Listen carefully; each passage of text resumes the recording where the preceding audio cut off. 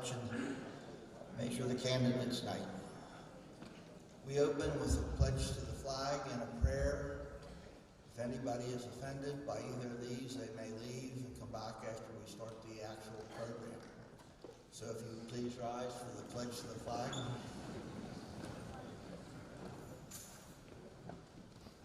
I pledge allegiance to the flag of the United States of America and to the republic for which it stands, one nation, under God, indivisible, with liberty and justice for all. Most mighty and merciful God, we come together tonight thankful for what you have given us. We thank you for the rain, even though it seems like it's awful lot right now. We thank you that we live in a country where we have the ability to exercise the right to vote freely. We thank you for those candidates who are here tonight, who are willing to serve you and willing to step forward and answer questions. We just ask, Lord, you would be with them and help them as they answer the questions to the best of their ability and give us the direction we need when we are choosing candidates to vote for on May 16th. We ask all this in your precious name. Amen. Amen.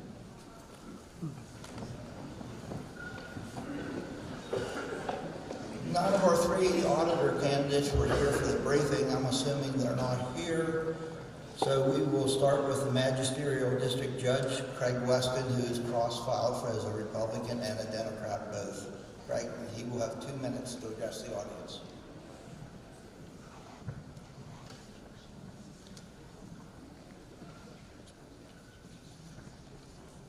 All right, thank you.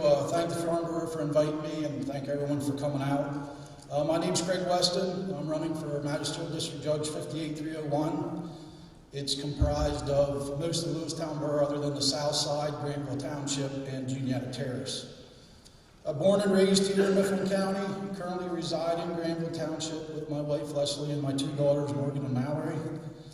Graduated from Lewistown High School in 1994. After graduating, I attended Williamsburg University for a year and then transferred and received my associate's degree in criminal justice from Harrisburg Community College. After graduating from HAC, I was accepted into the 68th Municipal Police Officers Academy, and in 1998 was hired as a patrolman at the Granville Township Police Department. In 2008, I was promoted to Chief of Police, and that's currently the position that I hold.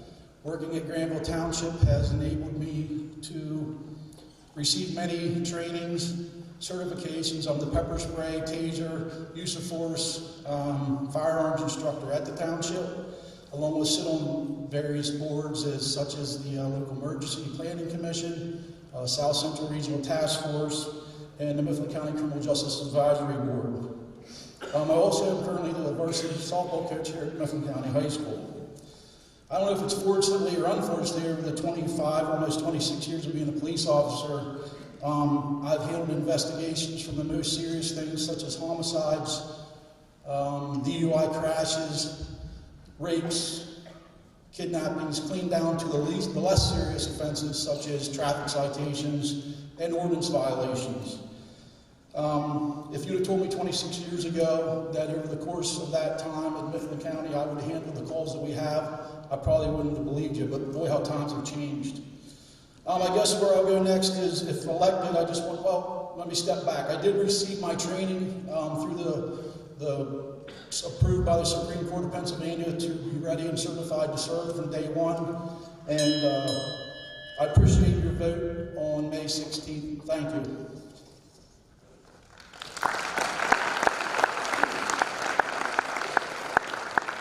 Thank you, Greg.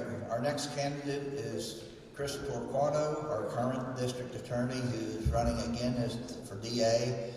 He is unopposed on the Republican side, and he will have 2 minutes to address you.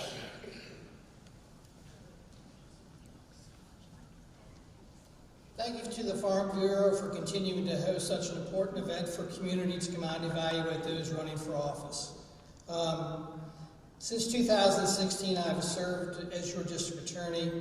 Most people maybe don't hear what happens all the time in the district attorney's office. I'd like to treat tonight as a sort of a State of the Union kind of address for everybody here. Number one, we continue to list cases for trial for as many days as the court gives us for criminal trials. Since 2016, I've secured convictions for murder of the first degree, multiple third-degree murder cases, attempted murder cases, drug delivery resulting in death, homicide by vehicle while DUI, child sex cases, and many other offenses.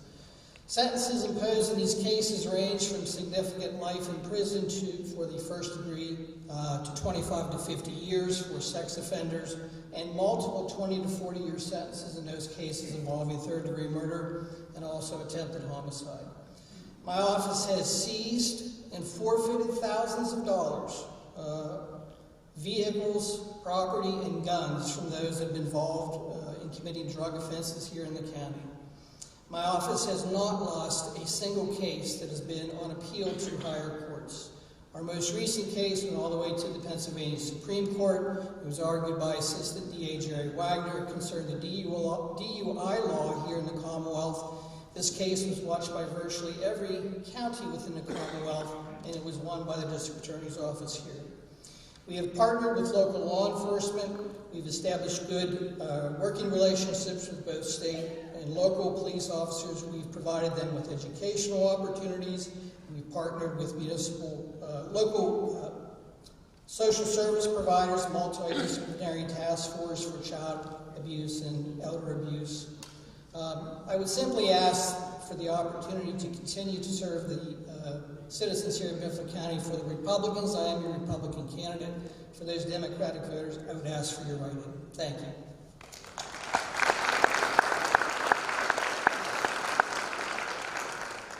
Thank you, Chris. Our next two candidates are running for coroner. We have Andrea Alcalde and Michael Elder. Andrea will answer the first question first. Michael will answer the second question first. Will you please come up?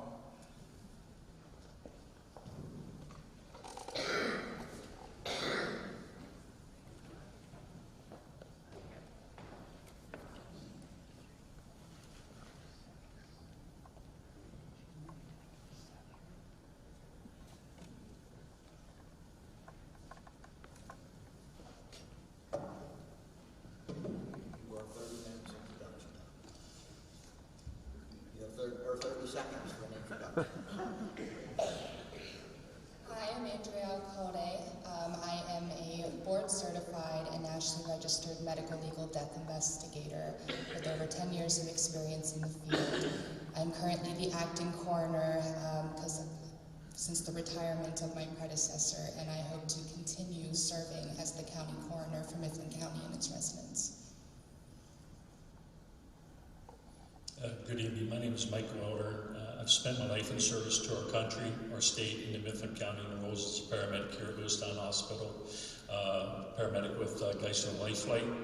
I was also Pennsylvania State Police Corporal, where I worked for 13 years in criminal investigation. I spent also 3 years as your Chief Deputy Coroner in the 90s.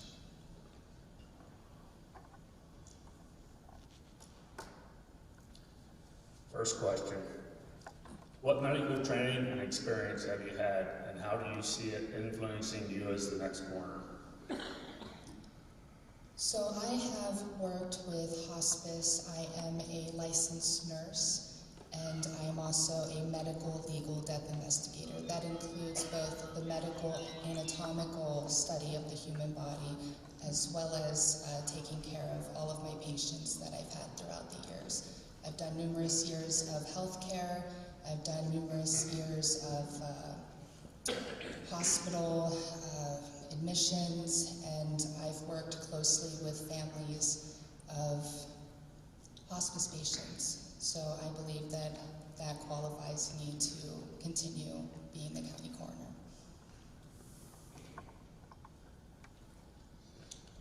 Medical training.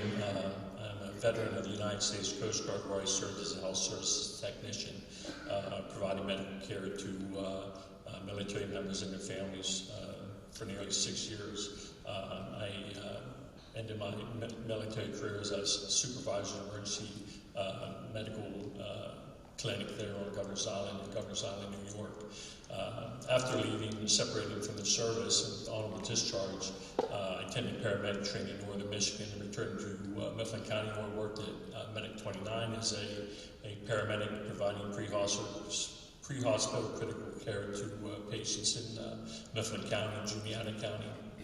I also worked as a flight paramedic with Geisler Life Flight in Danville, and once again I was Chief Deputy Coroner here previously in Mifflin County.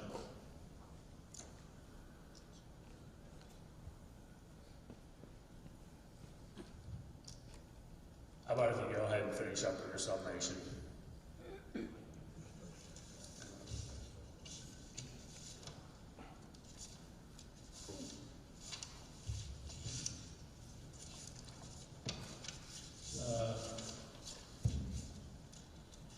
Summation here. The coroner's job is to investigate facts and circumstances surrounding sudden unusual deaths in order to determine cause and manner. And some of the other duties of the coroner is to identify deceased, take in custody of deceased, notify next of kin, and complete a death certificate. But there's a lot that goes along with that as far as having an extensive medical background. And as I had answered previously there, my previous medical training I think will lend well to the position as coroner, as well as my investigative background. Had extensive training in having been a criminal investigator with the Pennsylvania State Police for 13 years. I investigated a lot of deaths that come under the jurisdiction of the coroner's office. Those deaths include accidental deaths, homicides, suicides, deaths related to abuse and neglect, and sudden infant deaths. I have worked collaboratively over the course of my career through criminal investigation with state police, with the Pennsylvania Attorney General Office, ATF, FBI, and NTSB. Some of the other characteristics that I think are important to the coroner's office is having empathy and compassion. And having worked in the coroner's office previously for 3 years as a chief deputy coroner, I learned a lot in dealing with families and helping them through the grieving process. And in summary, it is my wish to utilize my medical investigatory and supervisory experience, as well as my care and compassion for others, to serve as coroner. As coroner, I would strengthen relationships with first responders and improve response times, and provide outstanding service to the residents and families of Mifflin County. I respectfully ask for your vote on May 16th. Thank you.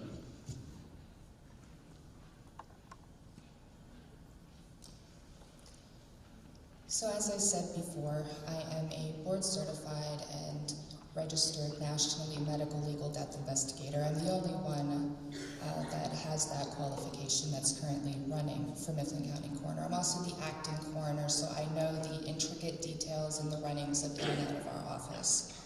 I ask for your vote for this position because I have the experience, the qualifications, and the commitment to the community. I have years of experience in the medical field and a deep understanding of the responsibilities and challenges of the coroner's office. I'm uniquely fit for this role. My platform focuses on improving the accuracy and transparency of death investigations, promoting public health initiatives, and working with the community leaders to ensure the safety and well-being of our residents. I'm committed to serving with integrity, compassion, professionalism, and I believe that with this dedication and the values will make a positive difference in the lives that I serve. I ask for your vote in the upcoming election, and I promise to work on behalf of our community as the county coroner. But this isn't about me, this isn't about my qualifications, and this isn't about my opponent's qualifications. This is about who can best serve the residents of Mifflin County in their time of need. And that is me. Thank you, Andrea and Michael. If you could leave now, we will invite our, okay. Is Stephanie Lash up here yet? If not, we will ask Tammy Stuck to come up. You're here? Okay, well, you weren't at the briefing, so come up You're going to be number 1, and Tammy will be number 2.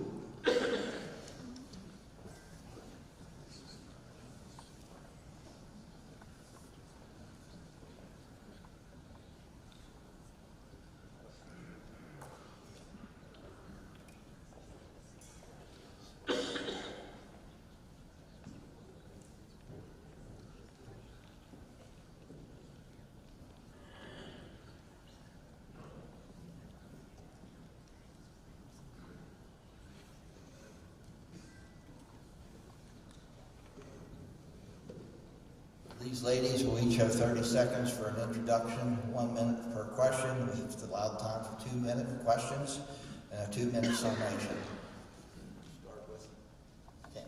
Hi, my name's Stephanie Lash. I've been a paralegal for 24 years. I've been a resident of Mifflin County for 25.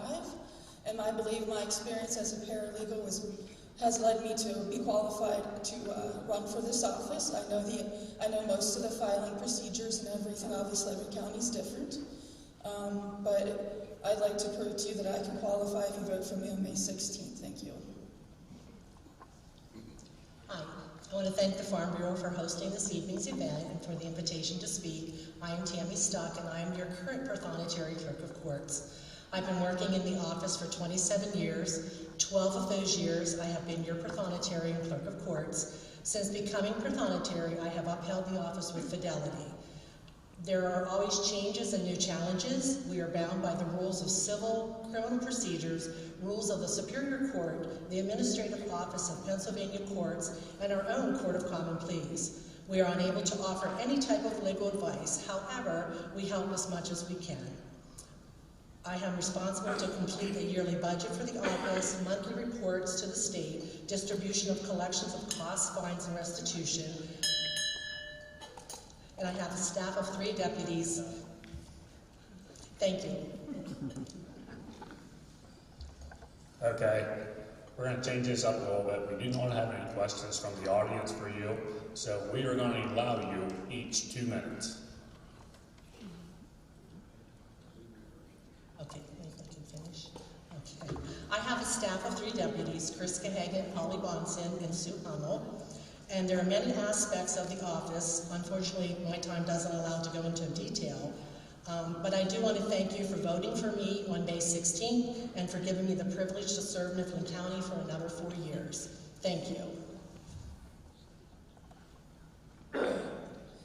Yeah, I'd like to also add that I've done civil litigation, I've done a few criminal matters, I'm currently doing a state administration. I work from beginning to end on a file. I've actually done it's led me to do some managerial positions while I don't, and I do some budgeting as far as doing trust accounts, writing checks. And like I said, I wanted to run for Prothonotary since the early 2000s, but unfortunately with a young family, a political position is really not stable for income at that time. I'm in a position where I'm able to do it now, and I think that and waiting for so long, the 24 years experience has led me to be more qualified for this position. Again, I ask for your vote so I can prove to you that I'm qualified to do this job on May 16th. Thank you. Thank you, ladies. You may return to the audience.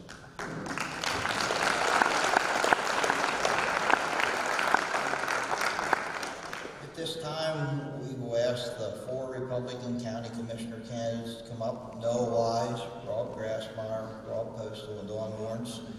While they are coming up, I will announce that Commissioner Kodish did call me this week. He had a complete knee replacement. Things are not going as well as he had hoped. That's why he is not here tonight. So that's just where we're at this point. So we have 4 here. We've allowed time for the 4 questions. Once again, it's half-minute introduction, minute per question, and 2-minute summation. So,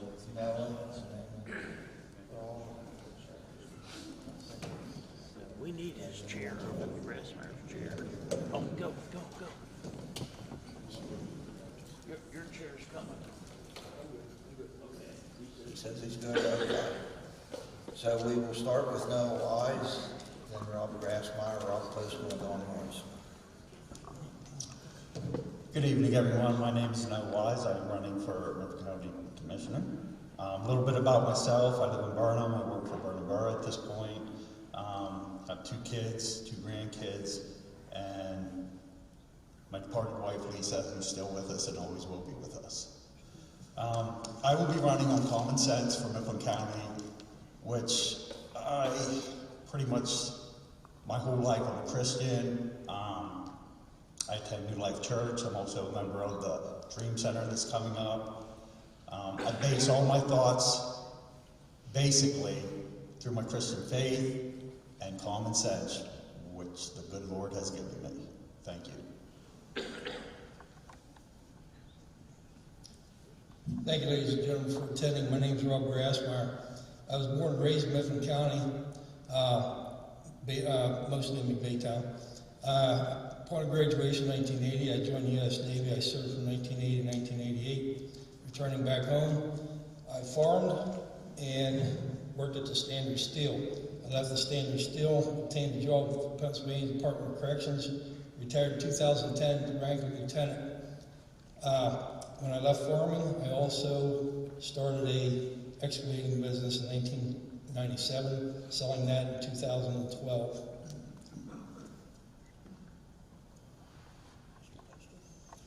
Good evening, I'm Robert Postel. Thank you all for coming tonight. I live in Derry Township and have been married 49 years to Valerie and have 3 children, all educated through Mifflin County Public Schools through kindergarten. And they're all out in the world, hopefully doing good things.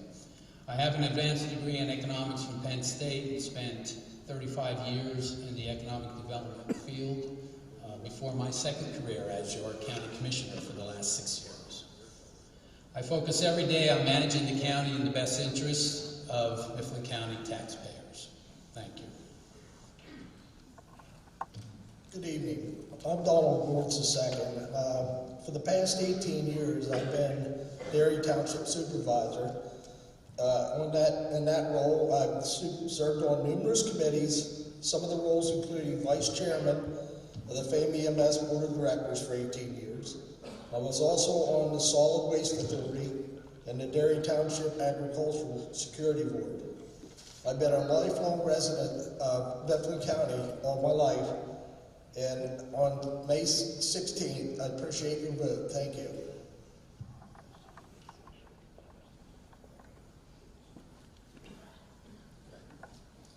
First question. If elected as commissioner, what is your plans for holding taxes in line as well as creating a positive environment for jobs? Okay. First of all, I'm going to run on common sense. Never have I ever raised taxes. I currently sit on the Mifflin County School Board. Never raised taxes. I'm a person, you need to look in-house before you try to tax Mifflin County residents. Mifflin County is not a wealthy county, so you have to look within before you look without for tax purposes. Job opportunity, I think we can do better. I think, again, we're a poor county. Wages could be a lot better. Some wages were held down.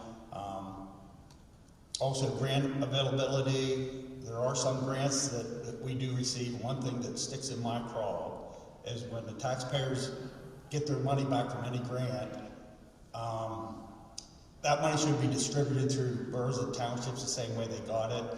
County commissioners should not be a bank and ask for that money back through any township or borough.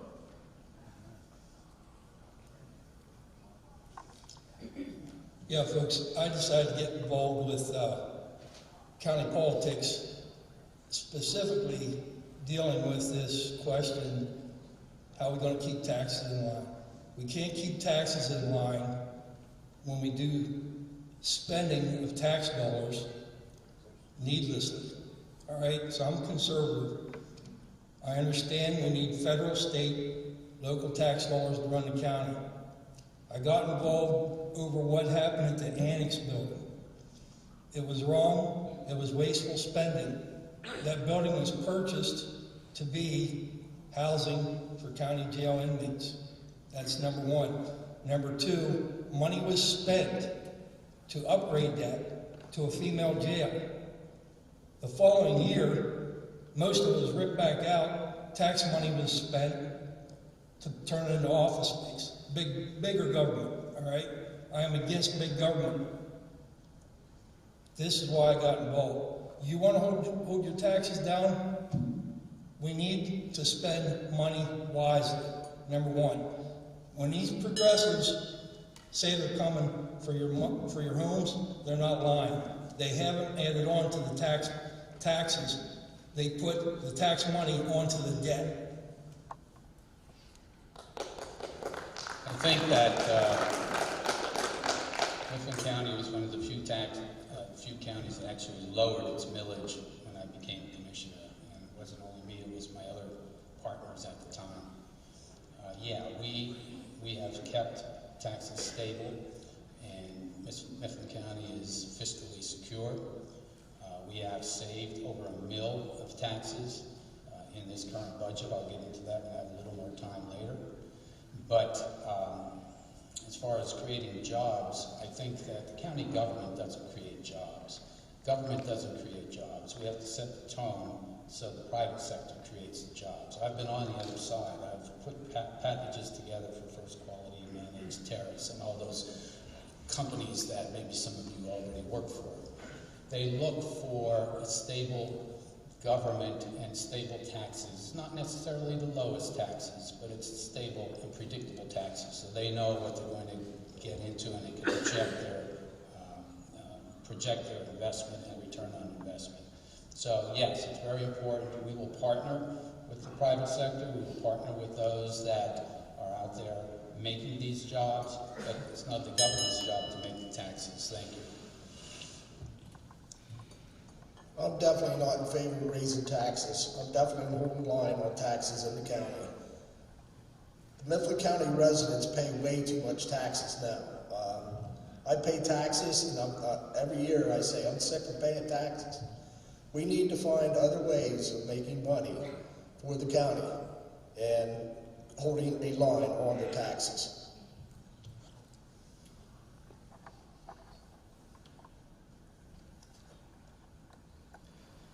Next question.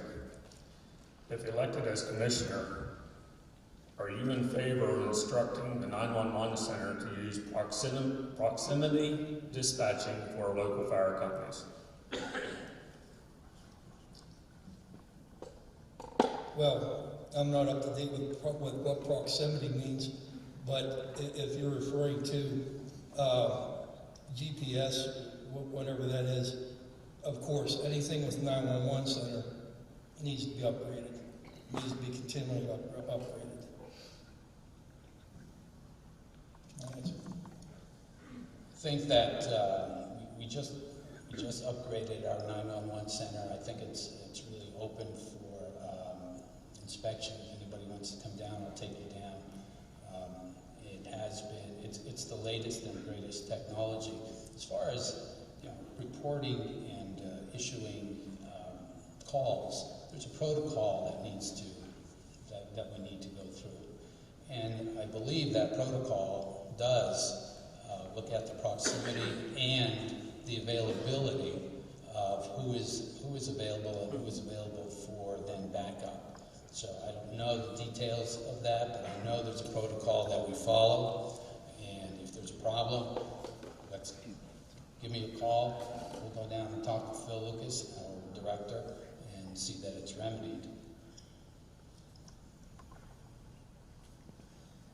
I'm definitely in favor of the 911 system, and the protocol that he talked about definitely has to be in line. But I'm in favor of having calls by the firemen, by 911, definitely, because our safety in Mifflin County is more important to me than anything.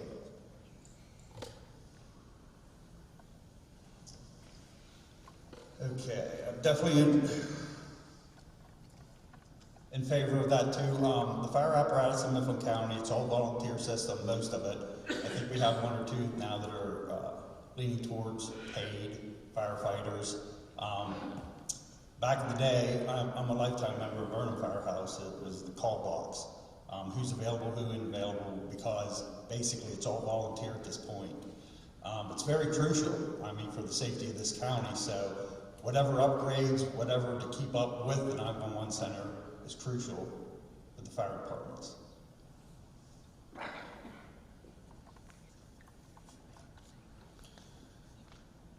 Given the pandemic experience that we have experienced in the last 3 years, if elected, would you try to force the closure again, or would you take the money and force the community to close? The commissioners haven't forced the community to close. When we took the COVID money from various programs that were offered to all of the counties and municipalities, there were strings attached to that. And some of those strings were from the governor or from the president. We had a choice. We either could accept that money and distribute it, and some of you may have already gotten some of that money, to the fire companies, to some of the hotels and restaurants, or not. And you know, we kept some for county projects. We distributed most of it. So who gets hurt if we don't follow the emergency conditions that were tied to that COVID? It's the people, it's mostly the small businesses out there. So we took it, we distributed it. I think people were grateful for it.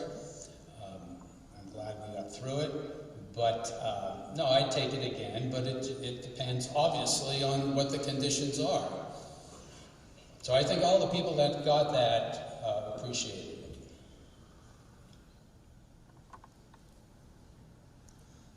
I'm definitely not in favor of the closures. It hurt a lot of businesses in this county. And the only problem was it was mandated by the governor. So the county commissioners' hands were tied. They had no choice but to mandate what they did. And I definitely wasn't in favor of the closure.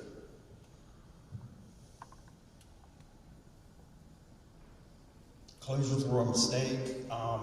Through that period of time, a lot of mistakes were made. Through the schools, through businesses. It was a horrible time. And we're still suffering to this day from that, the mistakes that were made. Mandates are not a law. I mean, they'll threaten you, we're going to hold your money if you don't do what we say. It's totally wrong. This county should have thrived a lot better through that. And again, it was a mistake with COVID in Mifflin County. Definitely against it. I agree with Doug Mastriano. We're free people, live as free people. A lot of people died for this Constitution. We need to defend it at all costs. That includes on a local level. When you look at this CARES Act distribution, look to see who got the lion's share of the money. It's always the same people. That's my answer.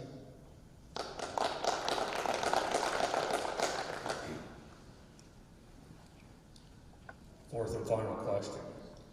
Should the voters of Mifflin County want the electronic voting machines gone? Are you willing to allow hand counting of paper ballots like is done before the machines?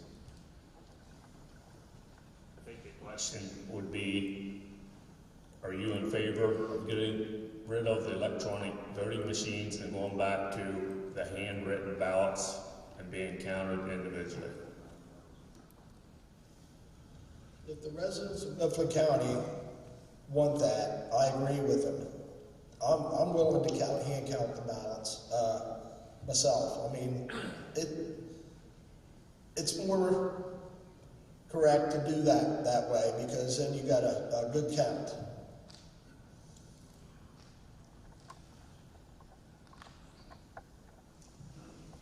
Yeah, transparency is a big thing when it comes to that. The voters should have a choice on what we do, and a lot of the other things that we're talking about here. Transparency, the voters need to put that on a ballot or whatever, and how they want it. But personally, the size of Mifflin County, to me, townships and boroughs and stuff, hand ballots, written ballots are the best. and the most secure.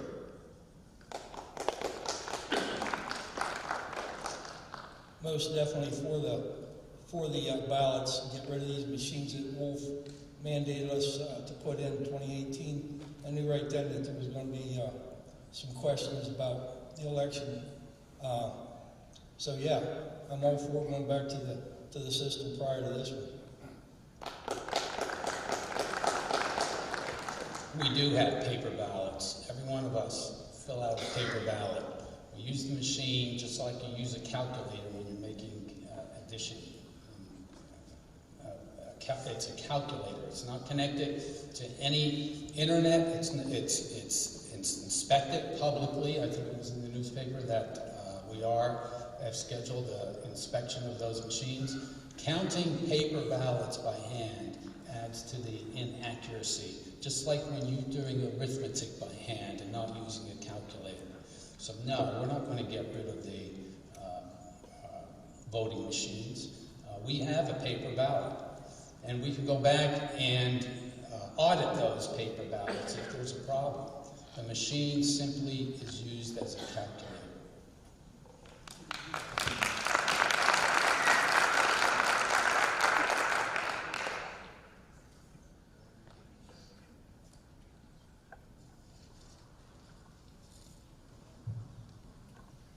I've always wanted to be involved in government. As a supervisor at Derry Township, I now have the experience of running the township. I am ready and eager to run the county. If elected, I hope to reduce budgetary expenses and lower taxes. I would also strive to bring new industry to the county. My door will always be open for anybody that wants to come and talk to me about current situations or anything. If I can help anybody out, I will. After graduating from Lewistown campus, Penn Highlands High School, I attended Georgetown College in Kentucky from 73 to 77. I worked for the Pennsylvania Fish and Boat Commission from 83 to 2000 as a deputy. I've been at Standard Steel for almost 25 years, retiring 2 years ago this June. I also served in the county as a T-ball and Little League coach for 17 years and a PAAA softball umpire for 33 years. I've been married to Deb Frankhauser for 44 years and have 3 grown children, Danielle, Lucas, Deisha Lawrence, and Devin Lawrence. I also have 2 grandchildren, Connor and Kensley Lucas. And I will do my best to be your county commissioner. So I appreciate your vote on May 16th. Thank you. Thank you to the Farm Bureau for organizing this event, and thank you to the voters in the audience here tonight. You know, throughout my former career in business, financing, and development, and my current career as your commissioner, I followed some basic economic principles learned long ago at Penn State. Whether packaging the financing for First Quality, Manage, and many other small and large companies in Mifflin County, I recognize that every business has assets and liabilities. And just as any business, the county has assets, liabilities, and shareholders. And those shareholders are you, the taxpayers. But there is one big difference. In the private sector, the CEO spends his money. In government, as executives of the county, commissioners spend your money. And commissioners need to focus every day on how to more efficiently and effectively carry out county government with no personal agendas involved. And how well have we done that? Well, for example, in 2023 budget, which has been on display since November, we saved $1 million in taxes by consolidating operations, terminating leases, and updating job descriptions. And $1 million in Mifflin County is $925,000. Let me say that again. We saved for all of us, the taxpayers, $1 million of taxes by following basic business principles and investing in our assets and getting rid of those liabilities. And Mifflin County is financially stable and fiscally sound. Now, some say they're not going to increase taxes. That's pretty easy to say. I'm telling you why we don't have to increase taxes. So I ask for your support on May 16th. I really look forward to the future opportunities as your county commissioner. Thank you very much for coming tonight.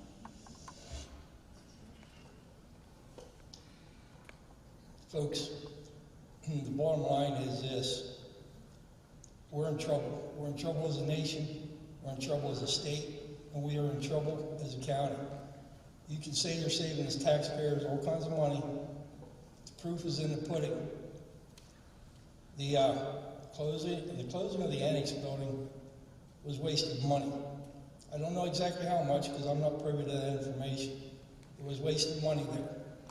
Grant money. This grant money goes on to the national debt. That's why your taxes aren't going up.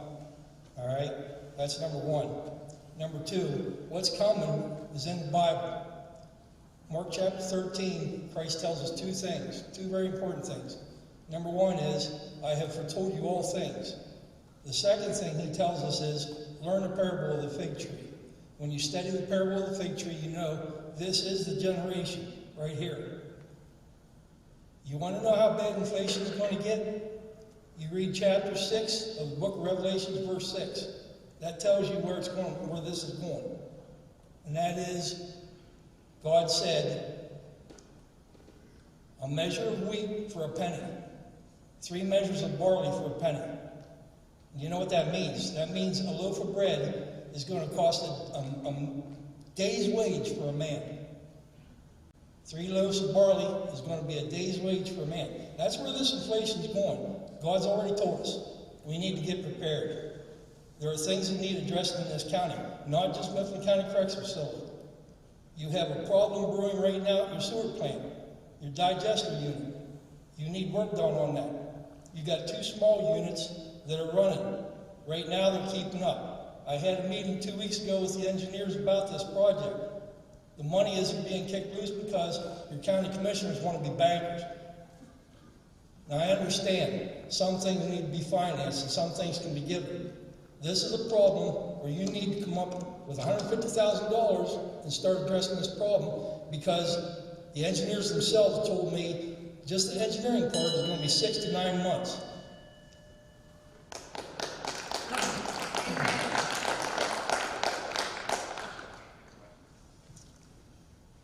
Again, Mifflin County is not a wealthy county.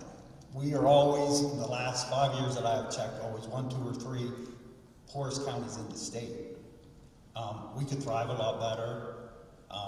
Like I said before, Mr. Rasman, county commissioners should not be a bank. Whatever funds, it's all taxpayers' money. When we get a grant back, that's taxpayers' money. It's not like, oh, hey, we just got free money. We already paid for it. So distributing that money throughout townships and boroughs for whatever reason, I feel strongly that that money should not be paid back to the county commissioners. The county commissioners are not a bank. We can thrive better in other areas. Mr. Grassmeyer, I'm a Christian myself, not just county, state, and federal. We're in trouble. We're in trouble, and we've got to stick together in this county and thrive the best we can and help each other. And we need the right people in those positions. Common sense. You can have any college degree you want nowadays. Common sense rides over any college degree you can get nowadays. And that's what I'll be bringing to the table. Thank you.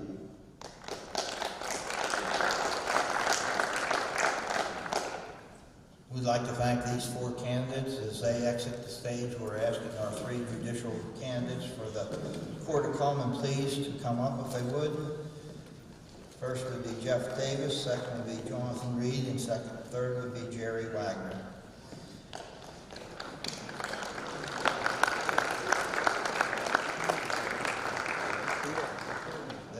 Will have 30 seconds to introduce themselves, 1 minute per question for answer, 2-minute summation time, and there will be 3 questions so they can each answer one first.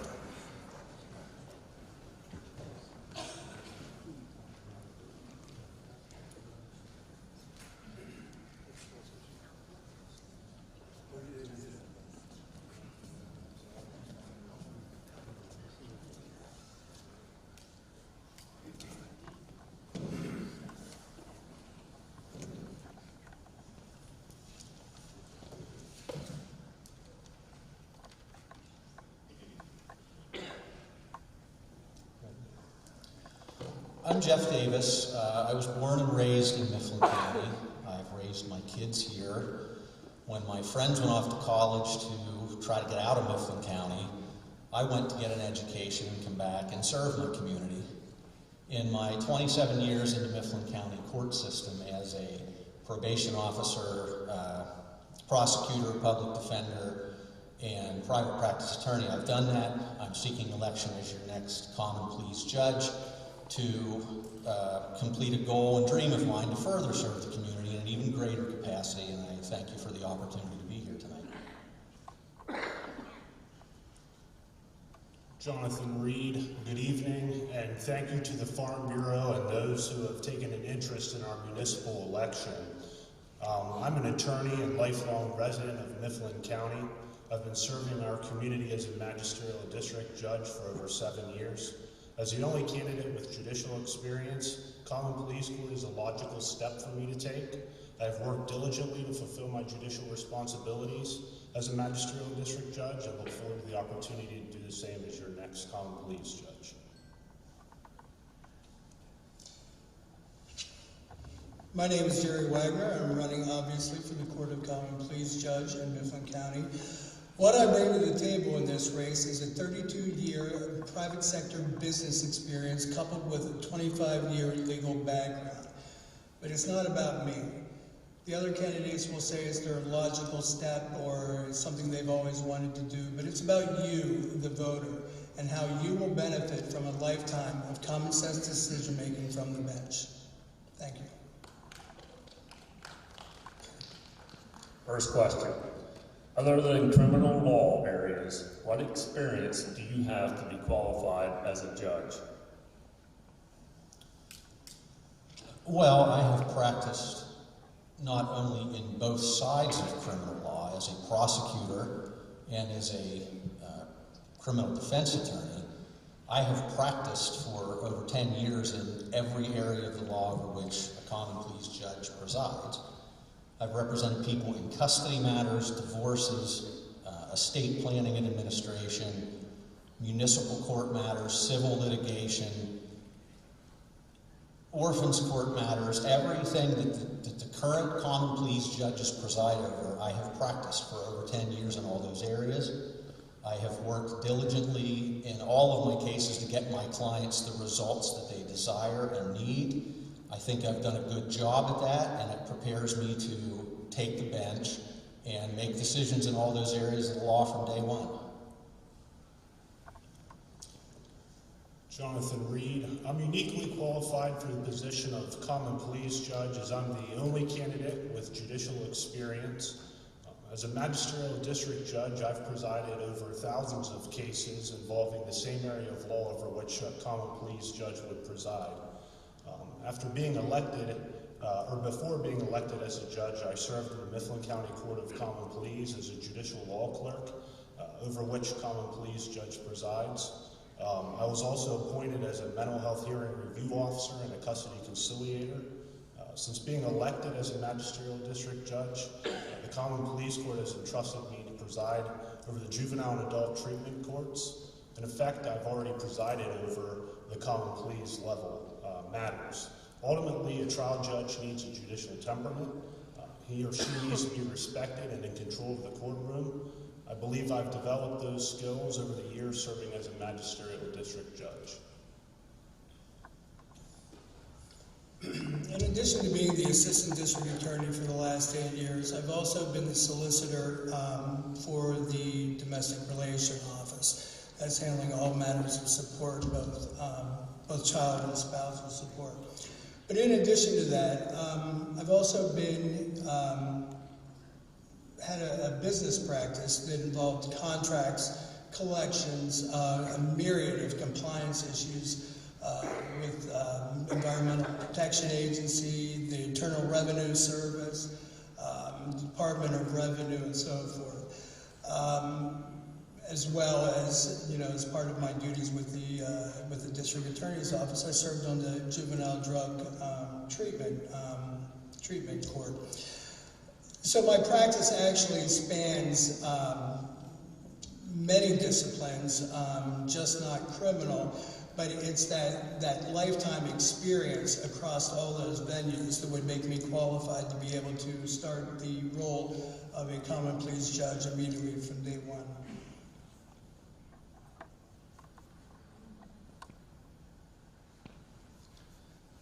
Describe your experience in the 2 most frequent areas covered by common pleas judge.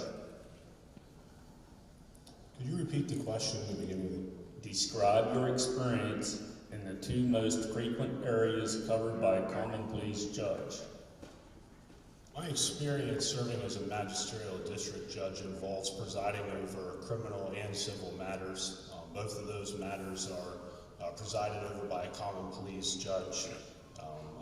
I've disposed of over 16,500 cases. During that same time, since taking office, I've collected almost $2.5 million through our court office. My experience as a judge makes me uniquely qualified for the position, and I just appreciate your interest and for giving me the opportunity.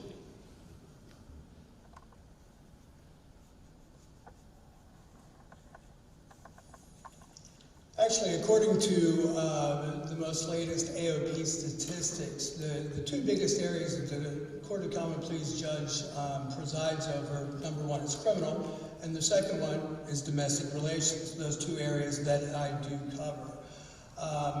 So that's a perfect fit for that. The Common Pleas judge also covers matters of custody and support, but those are areas that are basically, while not legally principled, a lot of those are common sense decisions. Raising 5 kids, I'll go toe-to-toe with anybody who wants to take me on what the best interest of the child is. So again, you have 2 different facets. You have the legal experience, which is the criminal, and the domestic relations aspect. But a lot of it's the common sense approach in the matters of family law with divorce and custody.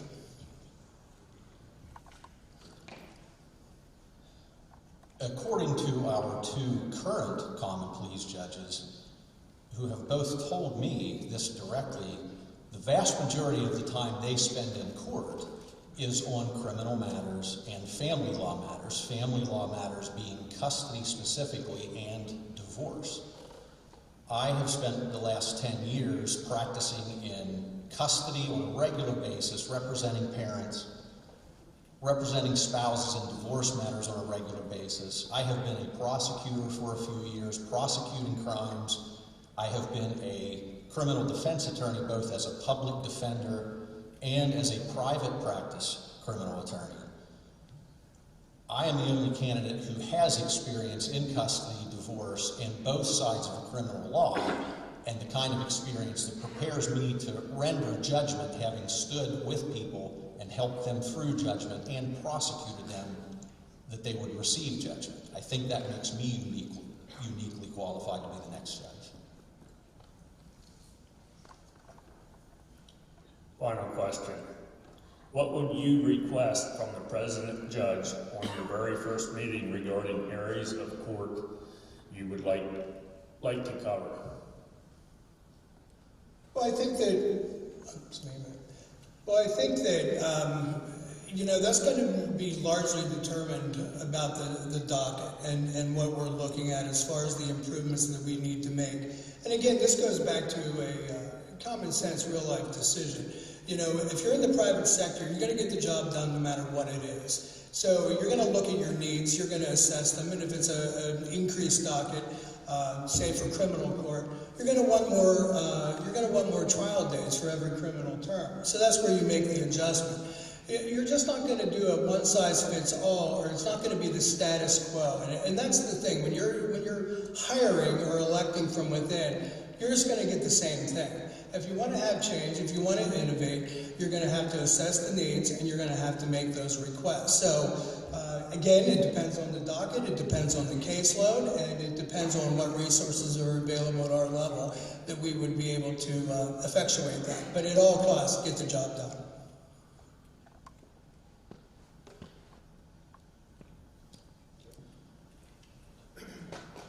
Well, I would be prepared to do anything that the president judge would assign me from day one, because I have practiced in all the areas of the law over which the judges preside. Common sense is great. It's useful in every decision that you make in every area of life. I believe we all three have that as people who have lived in real life and made real life decisions. But there are also volumes and volumes of law that govern how the decisions are made. I'm the only candidate that has experience in every one of those areas of the law, that's spent every day going through the statutes, applying the statutes, helping my clients get the decisions they need based upon the statutes and the facts. As a common pleas judge, I think I would do that from day one. I would take the facts presented to me, apply the law to them, the law that I'm very well versed in, and I would be able to make tough, fair, honest decisions.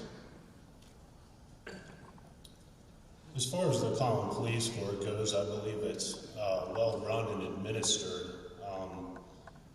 But there are 3 points that I would like to make. First, I don't think the entire system is bad or needs overhauling.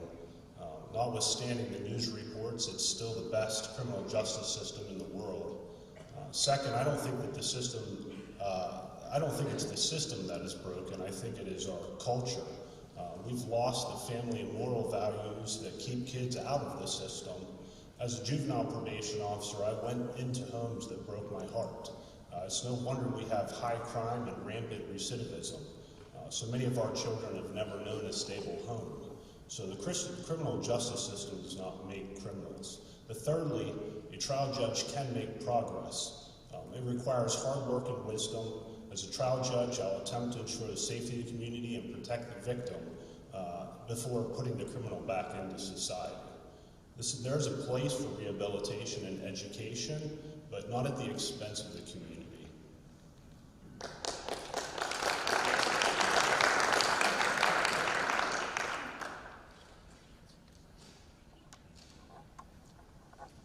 This race is a choice between 3 very different candidates. On the one hand, you have a district magistrate that, if elected, will be the first judge in Mifflin County history to have never practiced law in the court of which he would preside over.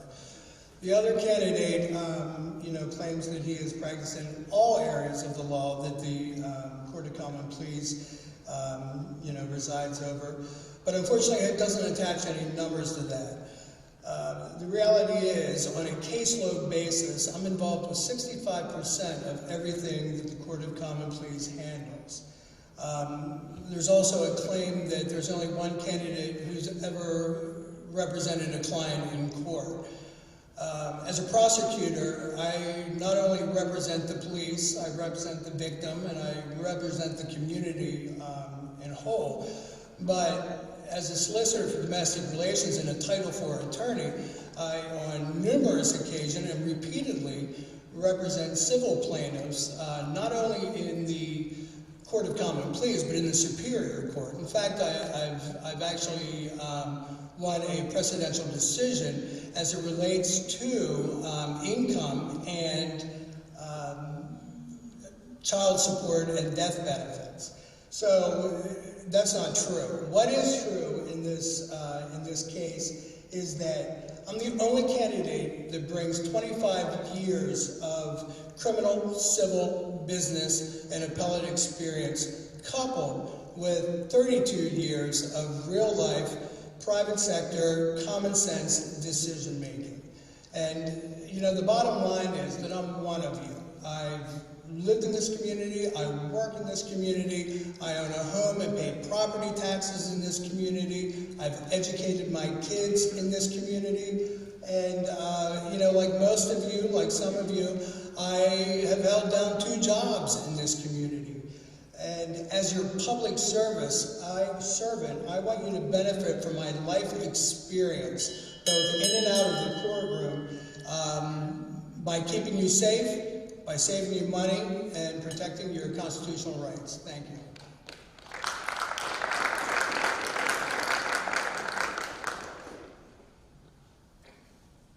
With regard to my experience, what distinguishes me from the other candidates is that I'm the only one on this stage that is currently a judge.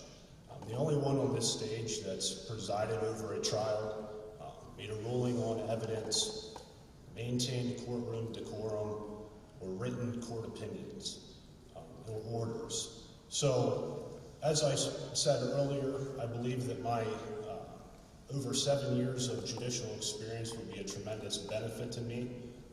This is something that I'm passionate about, and it's a logical step for me to take. I just close in saying that since mid-February, I've knocked on almost 2,000 doors, and I've met hundreds of warm and caring people that share my concern that we're fast forfeiting the family and moral values that have made this a great nation. Respect for the rule of law and Constitution is disappearing. Now, I want to be candid and honest with you. I know that I cannot change all of this myself, but I have the passion to try. So with your help, I will do my part to restore respect for those values and the rule of law. I will appreciate your vote on May 16th.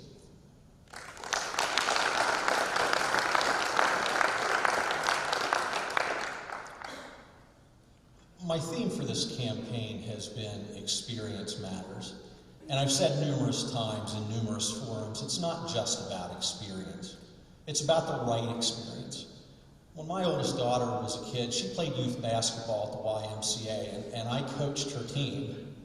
So the fact is I have experience as a basketball coach, but I haven't gotten any calls from the Philadelphia 76ers to go coach their team. The claim of judicial experience, while true, is not judicial experience on all of the areas of the law that the common pleas judges preside over every day. I'm the only candidate with experience in every one of those areas of the law. A claim of courtroom results by numbers isn't an accurate assessment of courtroom results. I can't put a number to the family who I helped through an adoption with the parents that I helped get custody of a child to keep them away from another abusive spouse. From representing somebody in a criminal case where they were wrongly accused and I was able to get them a not guilty verdict. Or from prosecuting someone and helping a victim get justice. I've done all that. I'm the only candidate that's done all that. Every common pleas judge that Mifflin County has elected for nearly 100 years has begun their career in a private practice law office.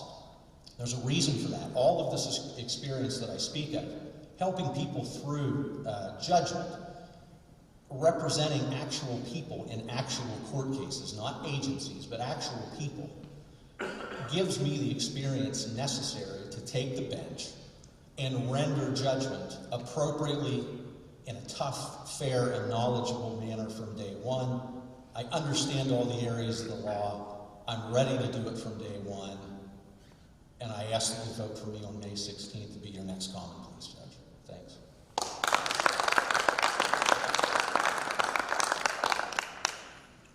Thank you to the three candidates for the judge of common pleas.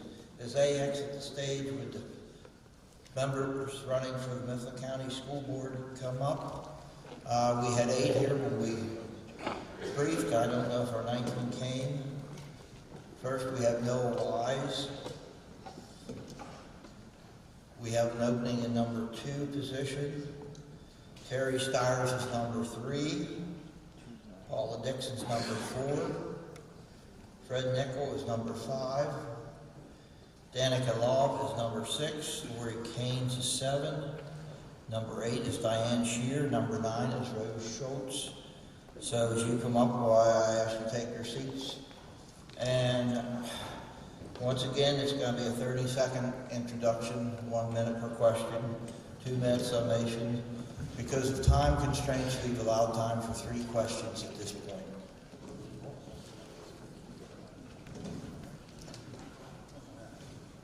Number 1.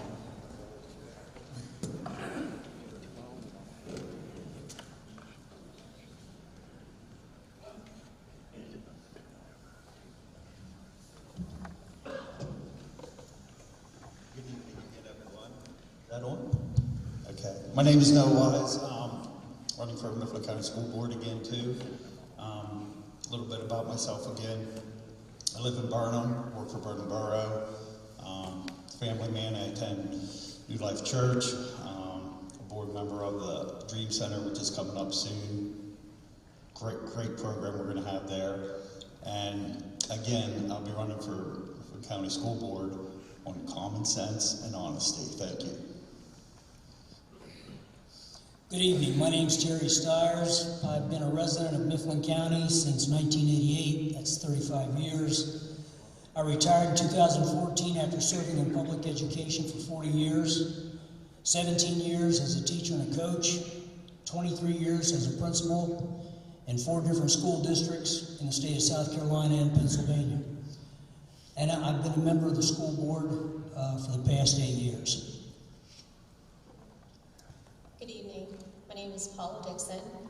I am a mother of 3 children in the school in Mifflin County School District, and I am running for school board. I'm married. My husband is Nick, and we live in Strodes Mills. We attend the Way Bible Church. I'm asking for your vote. I will be on the Republican ballot only. I decided not to cross-file. I want to be on the Republican ballot. Hello, my name is Fred Nickel. I've been here in Mifflin County since '68. I graduated from Chief Logan High School and also the Juniata Mifflin Vocational Area School. I also am married to a wonderful wife of 42 years, and I'm looking forward to being re-elected. I am sitting on the board as of now and acting president. Thank you. Hi, my name is Donica Laub, and I am a single mother to a 7th grader in the district. And my family moved here in 1991 when I was in 7th grade. I'm a 97 graduate of Indian Valley High School. So I have lived in the area on and off for over 30 years. I'm a 2001 graduate of Penn State, and I currently live on a 5th generation family farm. So thank you to the Farm Bureau for having us here. Good evening, everyone. I'm Lori Haynes, and I am running for school director on the Republican ballot. I'm running for all the right reasons. I'm running for the teachers, the students, our community. I believe in public education, and I think that what we do today will lead us into tomorrow. We educate our students so they can meet life's challenges, and that's what I endeavor to do if you will elect me to the position of school director. Thank you. Hi, I'm Diane Shear. I moved here in 1982. My husband's been a lifelong resident of Mifflin County, and we've raised our 5 children here. They've all graduated from Mifflin County School District and are doing very well. I was also a teacher in Mifflin County for 39 years, along with doing many other things within the schools, and I served as the Association of Mifflin County President. Association of Mifflin County Educators as the president for many, many years. Good evening, my name is Rose Schultz. Born and raised in the Bronx, but I've been in Mifflin County for the past decade. I'm running for school board. I have a vested interest. My daughter is a student in the district and has been since 1st grade. I believe in a quality education, and that's what I'm going to be working toward creating for our district and improving in our district. Thank you.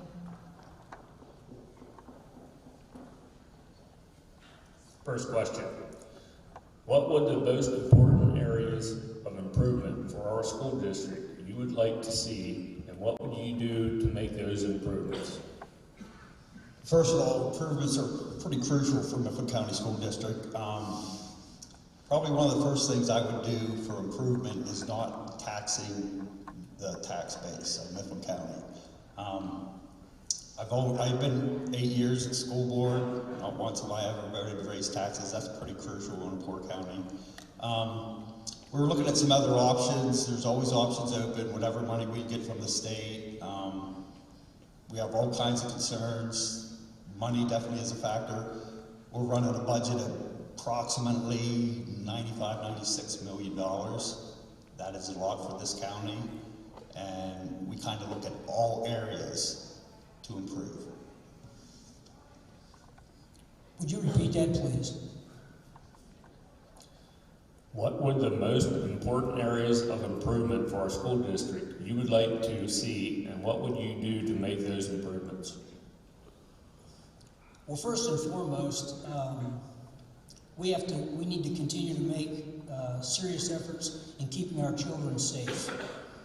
That's an ongoing endeavor. It's on the front page in the news every day, and we've got to be diligent in moving forward with that. And that's about an attitude of being proactive. I think we currently have that, and I want to make sure that we maintain that. Secondly, we've got a serious teacher shortage, not only in Mifflin County, but throughout our nation. In order to get quality teachers to come into Mifflin County, we want our community to be as appealing as possible. We want to hire the best, nurture them, and make them feel appreciated, and make them want Mifflin County to be their home.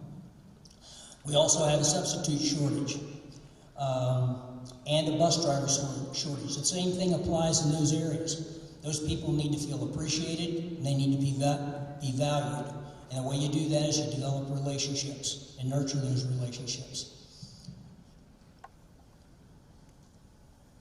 I agree with all of those things. We do need to work on getting teachers here. The teachers are feeling stressed right now.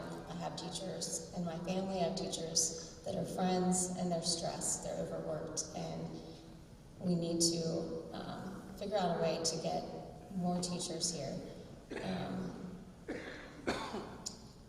At this point, I'm not really sure how to do that because they don't really want to come out of college and go into teaching anymore because of the strict restrictions that are put on them after talking to them. A lot of them don't want to do it. Also, safety is a big issue. We need to figure out better ways to keep our children safe. But another one is getting them a better quality education because we're failing our children.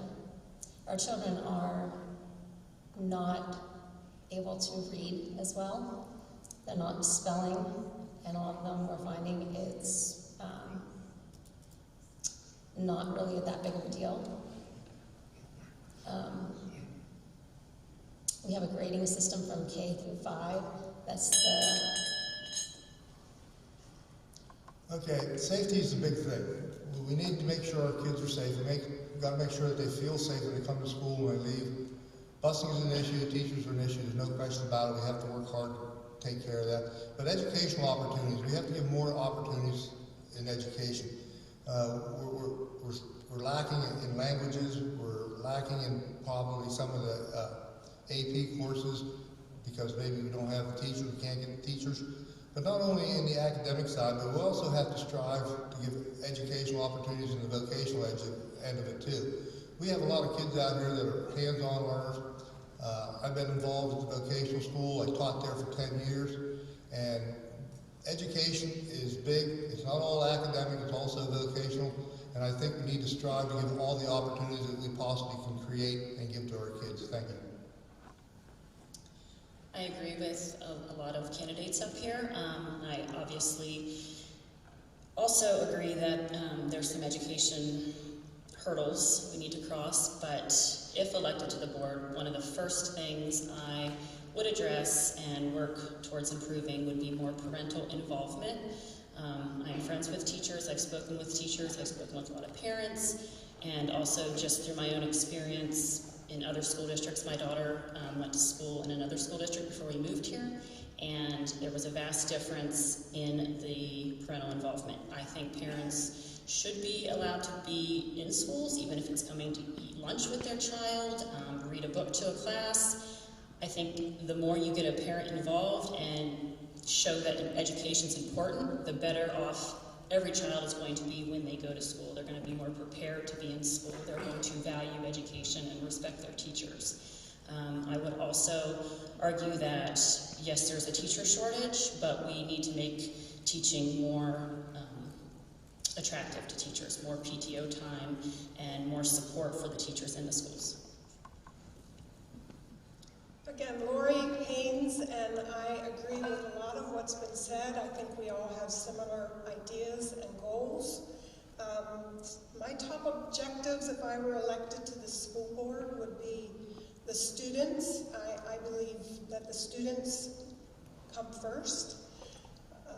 The teachers and the curriculum that we are teaching to our students, and also the budget. I have a background in accounting. I have a business administration degree, and I think I could bring those skills to the table as I work with the current board members and all those that will be elected or re-elected. I think that there's more help needed in the classroom, at the elementary level, more training, ongoing for new teachers. Again, advanced placement classes that were mentioned, extracurricular activities, whether it's in school or within the community. I think that's important as well. So thank you. Hi, Diane Shearer. I could waste my entire time talking about what teachers need, since I've represented them for over 12 years. So I know what teachers need. I was a teacher for 39 years. And that is one thing that I would work on. But safety is a major concern of mine in the schools. I've been around with different resource officers and policemen that came in and talked about safety in schools, and I've witnessed it myself. I believe in a high-quality education, and one thing I really think we need to do is change the narrative of Mifflin County School District. Yes, we have struggling kids. We have a high percentage of students with special needs, which does hurt our testing scores. But we also have a vast majority of very well-educated kids who go on to either colleges or technical schools and do very well. And the public needs to know how well our kids. We have kids back there working right now, and they are some of our brightest and best. We need them to come back to Mifflin County and work and have their lives here. Thank you. Rose Schultz. One area for me is safety. For those that don't know, currently we have our junior high students walking back and forth to the high school. Those are our higher level students with no line of sight or supervision. I think that's unacceptable. So I would like to put a plan in place so we can make sure those kids do get back and forth safely every day and that they're accounted for. Also, we're a Title I district, which means we get federal funds to help assist in reading and math. It's only being used through K through 3, and for 10 years, I've been hearing from current school board members that we have 8th graders reading at the 6th grade level. That is unacceptable. So I'd like to work closer with our Title I administrator and find ways to maybe spread out those funds so we don't have students in 8th grade reading at 6th grade level or 6th grade reading at 3rd grade level. Thank you.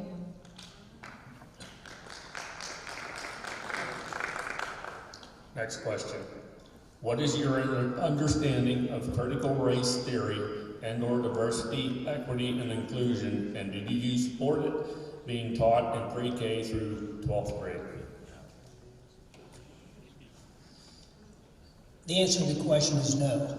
As far as teaching it in our public schools, and the Mifflin County School District has already addressed that. Resolution a number of months ago addressing the fact that we would not be teaching critical race theory in our schools in Mifflin County. Sir? There was only two parts of it. Is what was your understanding of it, and are you in favor of it being taught in pre-K through 12th grade? Well, as far as equity and diversity, that was the third part.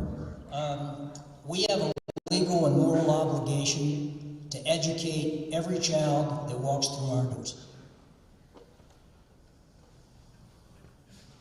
My understanding of critical race theory is that you teach one race that they're more important than another. And I do not agree with it being taught. And yes, they did agree. The current board, they have a resolution right now. But my understanding is that the wording is not strong enough because if the teachers, if some of the teachers want it to be taught, they can teach it without. They can sneak it in if they, as long as they don't use critical race theory or CRT, they can sneak it in. So I think it needs to be stronger and make sure that it's not absolutely in no way being taught whatsoever. There's SEL, which is social and emotional learning, and that is being taught here. And that is one form of critical race theory. So we need to make sure absolutely in no way, shape, or form is being taught in this district.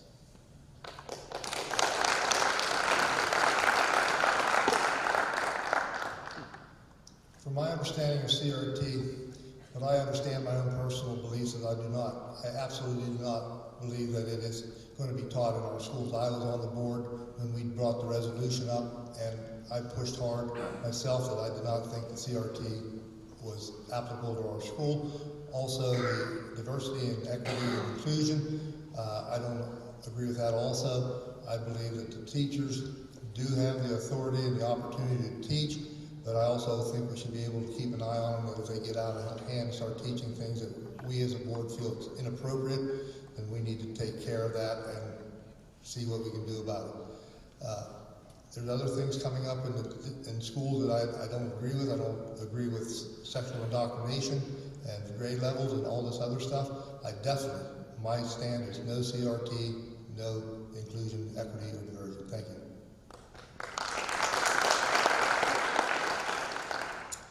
My understanding of CRT is that it's a college-level course, that it's a theory course that connects racism to society as a whole and different systems. That said, I agree, I do not think that belongs in K through 12. However, as far as diversity, equity, and inclusion goes, as Mr. Stiers mentioned, everyone that walks through the doors has a right to an education, and every child that comes into the schools should feel like they belong. They should feel included. It has not just with race, but with their abilities, with disabilities, religion. I mean, I know religion's not in the schools, but there's a variety of religions, and everyone that walks through the door should feel included. So I do support diversity, equity, and inclusion programs because I think all of our children should feel safe in the schools and welcomed in the schools. I hate to be critical of critical race theory, but I will be. I don't approve of it either. Again, Lori Haynes, and I have my viewpoints on that. I don't think it's appropriate curriculum to be taught. Critical race theory is a big talking point right now, and we can read a lot of articles on it. I'm sure many of us each have our own individual degrees and viewpoints on it. I think that I would sum up diversity, equity, and inclusion is again terms that I hear within my job as the executive director for Center County Housing over in Center County, and it seems like everybody has a committee and everybody wants you to believe that there's something wrong.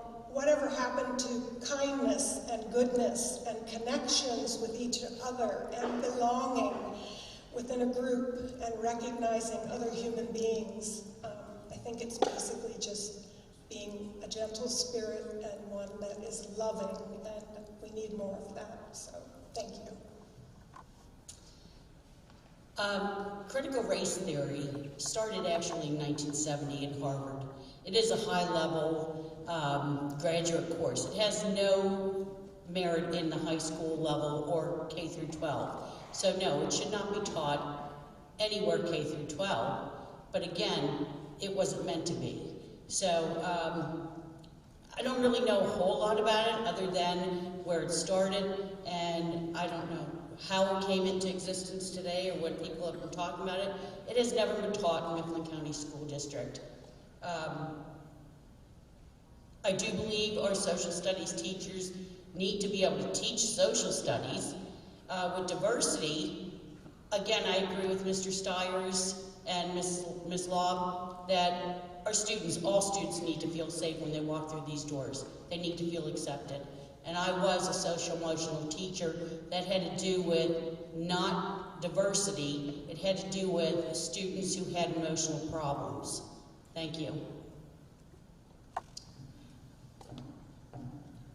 I don't really know much about CRT because every time I look it up, there's different definitions, although What I do know is that I believe it is a college course. Like Mr. Shearer said, I think it's in a law program actually. So it does not belong in K through 12, which is why our current board voted that it won't be. But parents do need to pay attention to what is being taught to our children. Our children come here to be educated. Every child should feel welcome when they walk in through the doors. I'm a little confused why we have to have programs on it. We should just know, as educators and administrators, let's go kids, come in, we love you, let's learn, let's have fun, let's have a good day. Thank you. Okay, critical race theory. Critical race theory, to me, all the information that I gathered, is racist. That's what that is. And I've said this, a couple of the school board members did hear me say this purposely at board meetings, curriculum. Where's curriculum come from? Well, it comes from the state. Do the teachers have any right or obligation to add to the curriculum that comes from the state? And the answer is always yes. That's where it creeps in. It creeps into our schools. It has already creeped into our schools. That's why we banned it. To me, it's just it's racist. That's what they're teaching. And personally, I don't even think it should be in college. It's a course on racism is what it is. Equity, diversity. Diversity is a two-way street. I've argued with some other board members about this. Well, you need to accept what they're thinking, what they're doing. Okay, but then they won't accept the other person. Well, I don't agree with that. So that's the back and forth with critical race theory and equity and diversity. None of it should be in Mifflin County School District.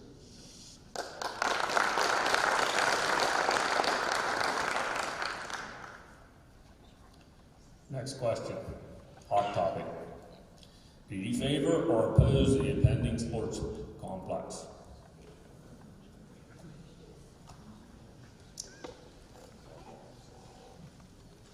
I definitely think that we need something here. Our athletes need an upgrade. I am not in favor of the cost of it, because it was told that it was going to be one price, I forget the exact price. It was $4 million, and now it's $15 million. If they can get the donations that they need, and it does not increase our taxes, fine. I'm not okay with the tax increase to pay for it. I'm not okay with the school district paying for it or the school board paying for it. If we can get all the donations needed, or fundraisers, or whatever, fine. But I'm really having a hard time with that price, when I think that money could be used for our education and our teachers, and our teachers could have gotten a raise, or that money could have been put elsewhere. So yes, I'm for it, because I have students that are athletes, and I think they deserve it.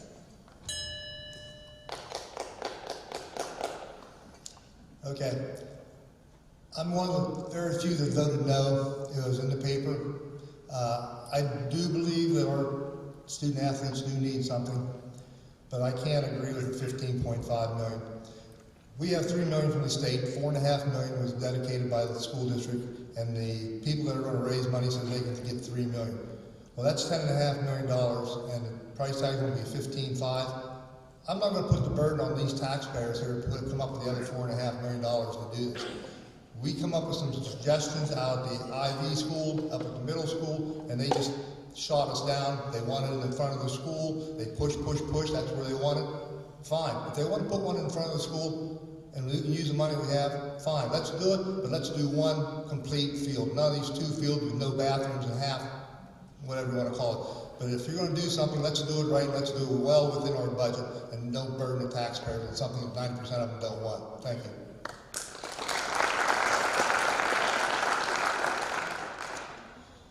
I'll just start by saying I do agree with pretty much everything Paula Dixon just said. However, I think as a community like this, a small community, we need to come together. If we can agree our children need a complex, if we can agree we don't want to see our taxes raised, if we can agree that taxes should go to teacher salaries and better education and better curriculum, then we as a community should come together, and anyone who has background in fundraising should be out there looking for grants and looking for any sort of support to help fund that complex. And that's one of the things I would do if elected to the board, would be to work on community partnerships. I think in a small town, small county like this, small businesses and community members working together with the school district is very important. I've heard people tell me about the golden days of Lewistown, and the same people complain about how it's gone downhill. And there's plenty of people that don't have kids anymore in this community, but don't like seeing it fall further down. So we need to come together. Lori Haynes, I feel the sports stadium complex was definitely a topic that was going to come up. I will speak from some of my long ago experiences when I was a band member at Lewistown Area Senior High School, and I know that the newspaper article said that it would help the band as well to be able to hold cavalcade of bands or band competitions. I just go back to thinking how each and every one of us probably in this room has been involved in a sport some way, somehow, in some shape or form. How could you deny that for your students that are here currently, who grow as a team, who learn great skills and camaraderie? I don't want to spend a big $15.5 million price tag, but I think Mitchell Field has been around for a very long time, so thank you. As a former, I had children go to Mifflin County High School and Mifflin County School District, and I do believe we need a new field. If used properly, as Ms. Haynes said, we can use a lot of revenue coming from the new field. We can have sports complex used for regions and districts, and money will come into the community that way. When they built this high school, we have renovated all of our buildings, and we can be proud of our buildings. We've had students come in here. I used to be a game manager for different things, and other school districts love our buildings, and we can be proud of it. We need to have an upgrade to our sports complex.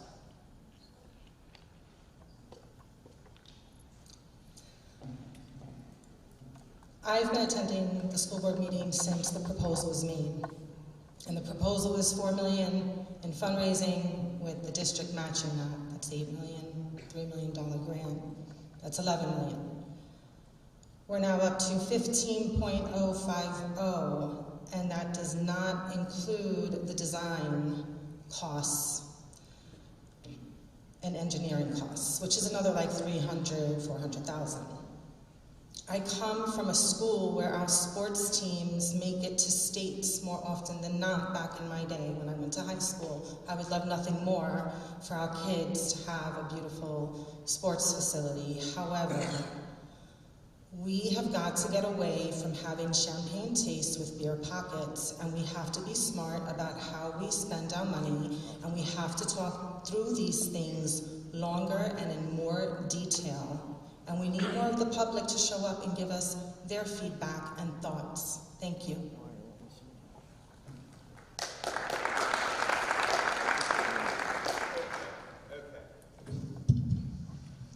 I'm a yes on the sports complex, and I'll tell you why. To me, it's kind of now or never. If it does not happen this round, can't see it happening. Not only will it upgrade the school, upgrade the facilities, I think more kids will be involved. The 15 mil, not real keen on that, but I think we should proceed with it. Like the practice field lights, well, we're taking them lights out. That's $900,000. So if you start picking at it, we can get where we need to be. I'm like Fred, at the front, in front of the school, there's the stadium, and then kind of see what happens. it is now or never. And another thing too that no one has mentioned, these facilities will also be used for the public. The public will have access to this, so everyone else will have access to these fields and stuff too. So to me, it's a now or never. It almost has to go or it won't go. Thank you. Yes, I'm in favor of the athletic facilities project. I came here in 1988, 35 years ago, and at that time I was shown blueprints of a new field house and practice facility for Lewistown football. That was 35 years ago, and not one shovel of dirt has been moved. I agree with what has just been said. This is the best opportunity we are ever going to have to pull this off. We got to keep in mind that when we build these facilities, we need to make sure that we are addressing Title IX issues. That if we upgrade our baseball team or our baseball field, we need to make sure that we've upgraded our softball field with the exact same specifications. Historically, Mifflin County has not taken care of their facilities, and it caused us problems a couple of years ago when we had to close buildings, furlough teachers. We have to long-range plan. We are now at that point, and it's now or never. Our community deserves these facilities, and our students deserve them. Thank you.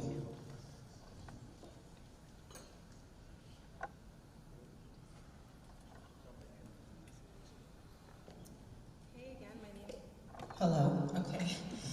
Again, my name is Rose Schultz. This is my third time actually running for school board. Unfortunately, I lost my last 2 runs. But where I come from, we don't quit. We keep getting up and we keep moving forward and we keep pushing. 9 years ago, I made friends with a mom and I was complaining that we didn't have a science fair. And so here I was, starting a science fair and a talent show at Indian Valley Elementary.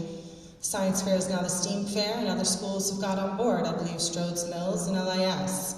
And I'm very proud of that because our kids deserve to have opportunities to present themselves and showcase their talents and academics. I have a passion for serving my community and volunteering. I've been volunteering for 30 years. I started volunteering for various children's organizations when I was 18 and got my first job straight out of high school at a Fortune 100 company, which I had a 20-year career with. I worked 3 years here as a bookkeeper for a local real estate company before going back into my industry, which I've been in now for 7 years, and I represent independent theater owners across 25 states. I just want our kids to have a quality education. I want them to be safe while they're in school. I want them to read. We should all want our kids to be able to read on grade level. And I will not ever stop fighting or running for this position because a parent perspective is an important one, and I think it's needed at the table.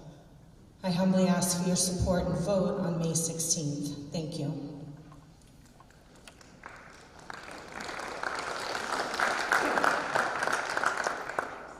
Diane Shear.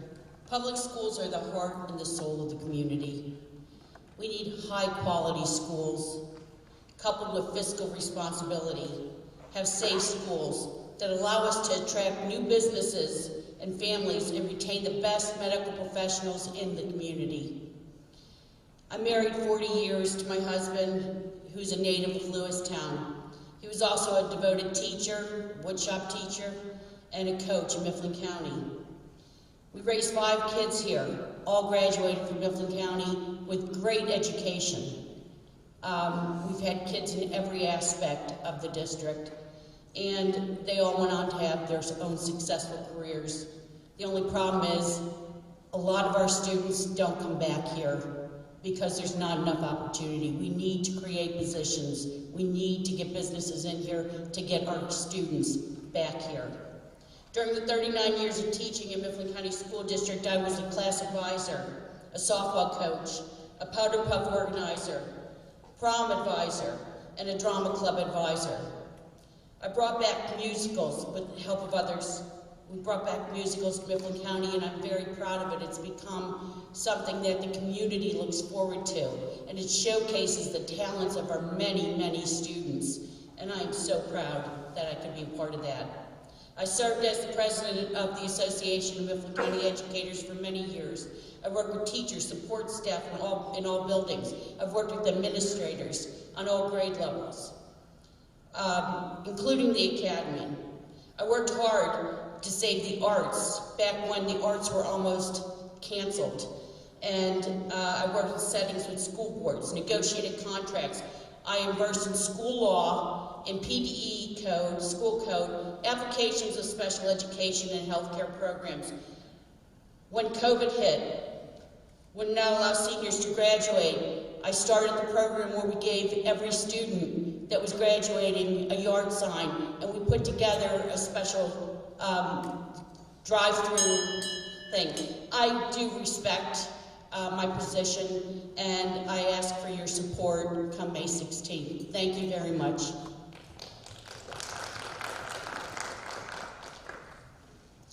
I'm asking you for your support on May 16th. Vote Lori K. Haynes. I'm on ballot position number 8 on the Republican ballot.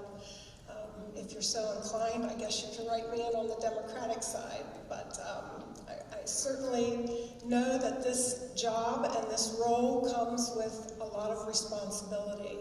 I've always considered myself a very dependable, responsible, competent person. I will tell you that I was born here in Lewistown. I went to school here and was educated and graduated from Lewistown High School. I did move out of the area for my career for some time while I got a lot of experience down in Lancaster City, working for the housing authority down there. My children both graduated from public school district as well at Penn Manor School District in Lancaster County. They have gone on to successful careers. One is a doctor of education, and the other one works for Target in the upper management and human resources. So I feel like I was a success as a parent as well.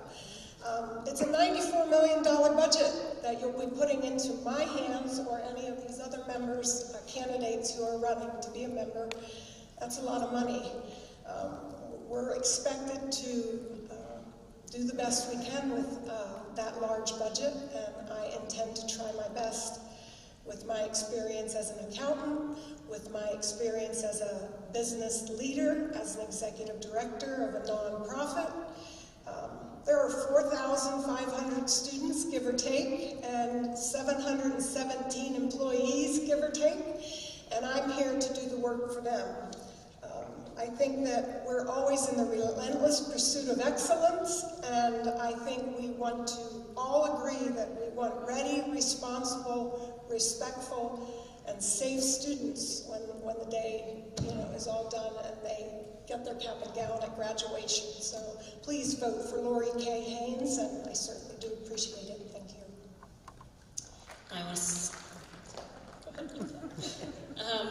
My name is Donica Law, and I wanted to start off by thanking anyone out there in the audience, and anyone that ends up watching this broadcast.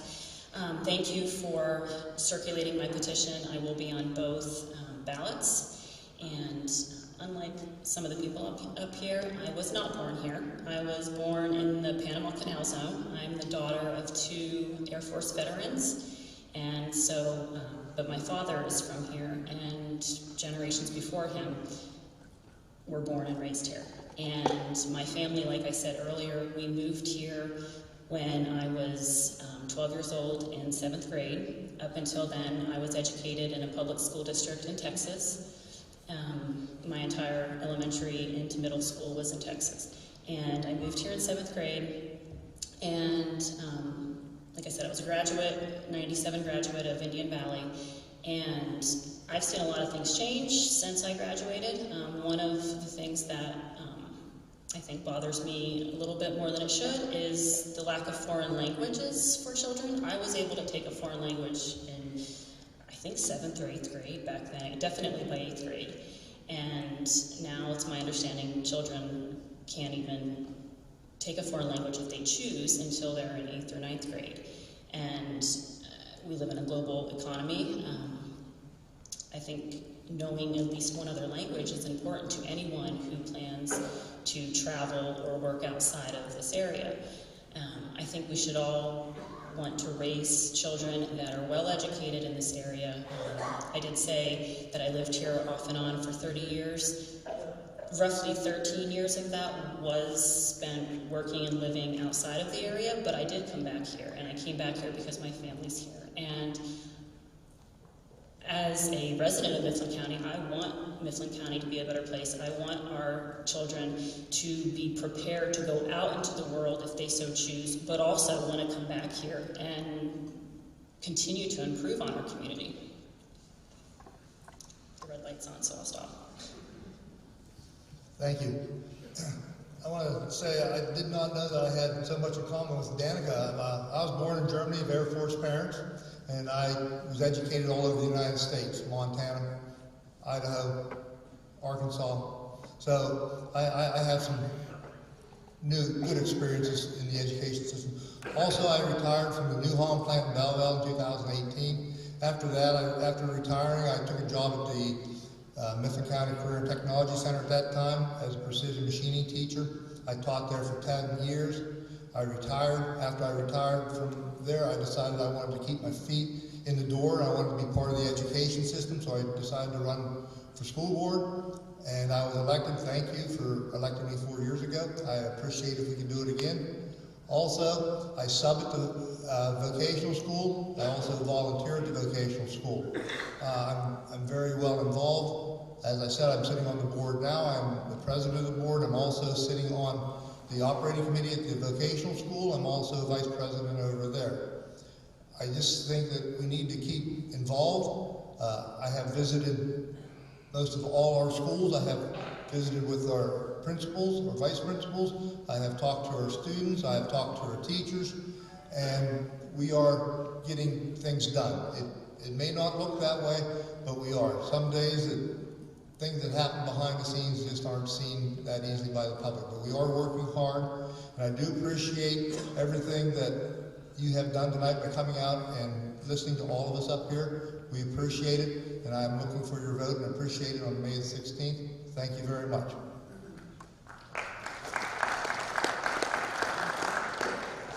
I'm Paula Dixon, and truth be told, it was never my plan to run for the school board.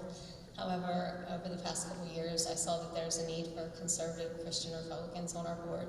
I'm the mother of 3 children, all who attend the school within this district, and I wanted to ensure that all the steps are explored and taken to give our children the very best public education. Currently, no parents sit on the Mifflin County School Board. I believe that as a parent, I can provide the best insight as I have the most recent, direct, and relative experience. I started to attend school board meetings in 2021 during the pandemic and the masking mandate. I stood with other parents in our community to protect our children and their teachers and administrators' freedoms and choice to remain mask-free. I continued to stand for our children's education when they were pushed behind electronics classrooms for instructions. I believe we have the ability to, I believe that we have the ability to provide the highest quality education in our district with the right leadership, guidance, and support from the school board members. Like all process, education begins with the basics, the foundation, if you will. We need to continue to build year after year upon framework that is developed through education, not indoctrination. I just want to make sure that our children are protected. Mifflin County is a special place to me. We have something very special here. And I just want to make sure that we protect that and preserve that here. Every child and teacher is special. There's no one better than another. And I think that the golden rule would apply here. If we teach our children, like I tell my children every day, that if you treat others the way you want to be treated, everybody would just get along so much better. Thank you.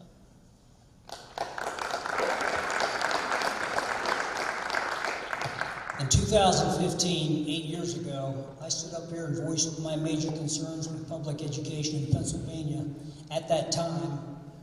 and they were as follows. Number one, the unconstitutional and inadequate state funding. 2, the fact that a fair funding formula does not exist. And 3, cyber charter schools were financially suffocating public schools throughout the Commonwealth. And today, unfortunately, none of that has changed. With the exception that my list of concerns has grown a little longer. As I said earlier, I now have to add the increase in school shootings and the continuous efforts to keep our children safe. The teacher shortages, substitute teacher shortages, and bus driver shortages. The lack of support for students that fell behind academically during the pandemic. I said earlier in a question that I oppose CRT in our public schools. But I support the teaching of U.S. history.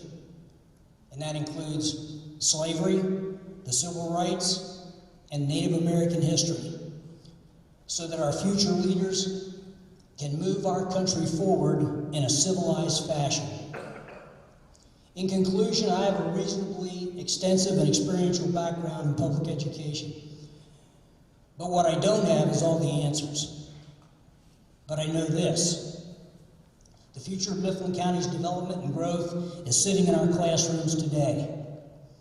We need to make sure that we as school board members keep our children at the forefront of our decision making at all times. In my opinion, public education is not just to develop our children for the next level, be it technical training, college, the workforce, or the military.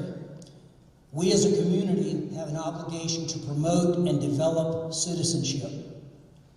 We as a community have an obligation to support that as a public good. I would appreciate your vote in the upcoming election. Thank you.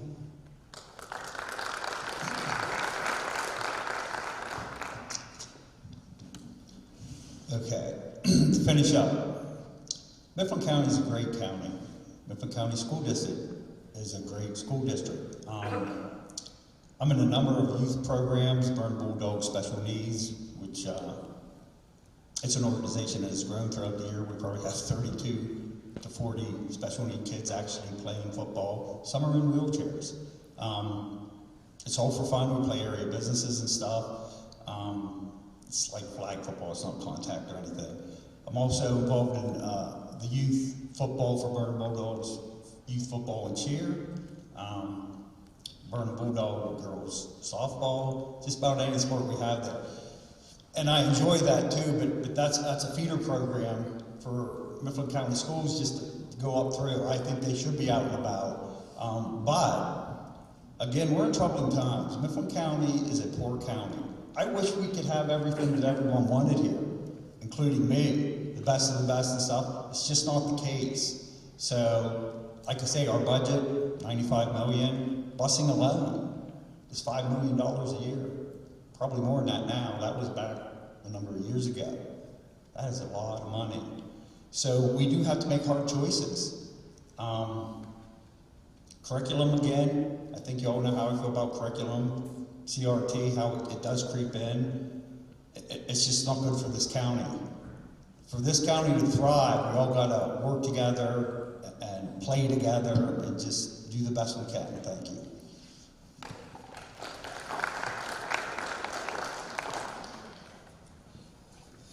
I'd like to thank the candidates for coming out tonight, all of them.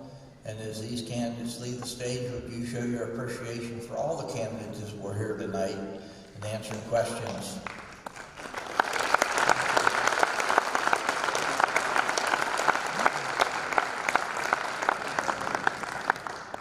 You know, it's been said that only half the people that could vote are registered to vote, and only half of those who are registered do vote.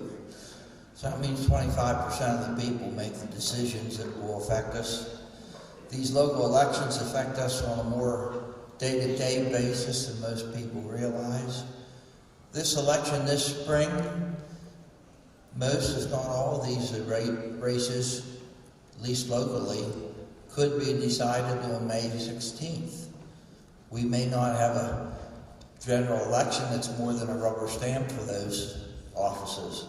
So this is very important to get out and vote on May 16th. You have the opportunity to talk to some of these candidates afterwards here when we're having refreshment time. On behalf of the Mifflin County Farm Bureau, I want to thank you for coming out and participating tonight. Thank you.